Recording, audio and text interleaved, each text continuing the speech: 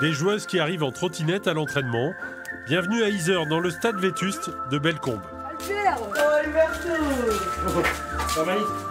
Comme tous les jours, un peu à l'étroit, Albert l'intendant prépare la séance. C'est des filles de haut niveau, ils s'entraînent tous les jours. On aurait plus de place, ça serait mieux pour disposer, pour que le matériel sèche mieux. Tout quoi, c'est un tout. Hein. Mais bon.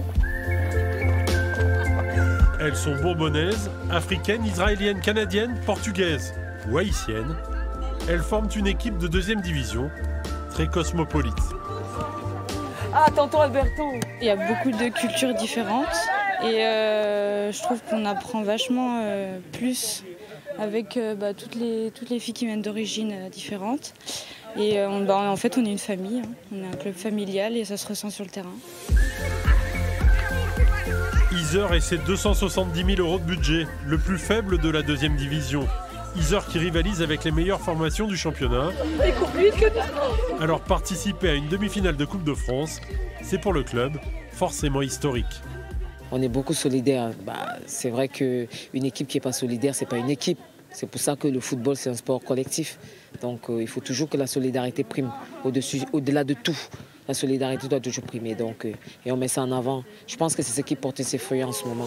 Donc les filles, la séance de ce soir récup pour la plupart du groupe. Depuis un mois, c'est Ophélie Meyrou qui a pris l'équipe en main. Pour le club, c'est historique. Pour les filles, c'est magique parce que c'est une aventure assez spéciale. Et de match en match, on a de nouvelles émotions qui apparaissent. Et puis pour moi aussi, voilà, en tant que toute nouvelle coach, c'est aussi intéressant de commencer une carrière par des matchs intéressants comme ça. Ophélie Meyrou, ancienne internationale française, 67 sélections avec les Bleus et une demi-finale de Coupe du Monde en 2011. C'était un moment magique, de grosses émotions. Et voilà, ça fait plaisir de le garder affiché dans le bureau. La Coupe du Monde 2011, le début de l'essor du foot féminin en France, même si pour les clubs amateurs, la progression est encore très lente. Les structures pro mettent les moyens. Les clubs amateurs, c'est un petit peu plus compliqué, c'est sûr, pour survivre, je vais même dire.